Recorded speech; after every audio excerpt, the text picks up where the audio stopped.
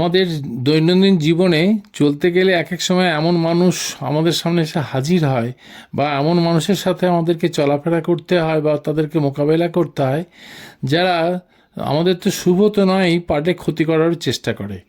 এক নম্বর হচ্ছে যে, যেমন ধরুন আর্থিক ব্যাপারে, মান সম্মানের ব্যাপারে, ঠকানোর ব্যাপারে সব কিছুই তারা আমাদের পেছনে লেগে থাকে। তো এক্ষেত্রে আগে আপনাকে তার উপায়টা জানতে হবে, সে কি করে।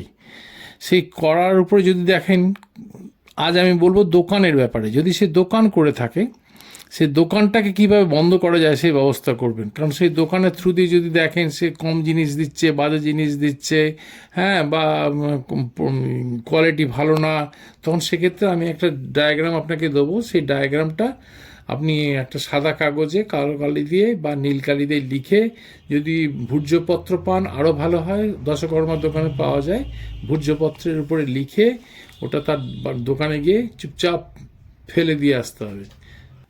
যন্ত্রটা স্ক্রিনে দেওয়া থাকবে, আপনারা ঠিকভাবে ড্রয়িং করে ওটা যথাযথভাবে দোকানটা ঠিক বন্ধ করবে, তার আগেটা দিকে ফেলে দিয়ে চলে আসতে হবে। ব্যাস, সারা রাত দোকান বন্ধ থাকবে। তারপর দিন থেকে ওটা কয়েকবার করলে দেখবেন দোকান আর খুলতে পারছে না, দোকান বন্ধই থেকে যাচ্ছে। এই সমস্ত লোককে সঙ্গে চলতে গেলে তাদের সঙ্গে এইভাবেই চলতে হবে। বর্তমান সমাজ টিট ফর ট্যাট, এই নিয়ম অনুযায়ী আপনাকে চলতে হবে। এরকম নিত্য নতুন ভিডিও পেতে লাইক, কমেন্ট অ্যান্ড সাবস্ক্রাইব করবেন। নমস্কার।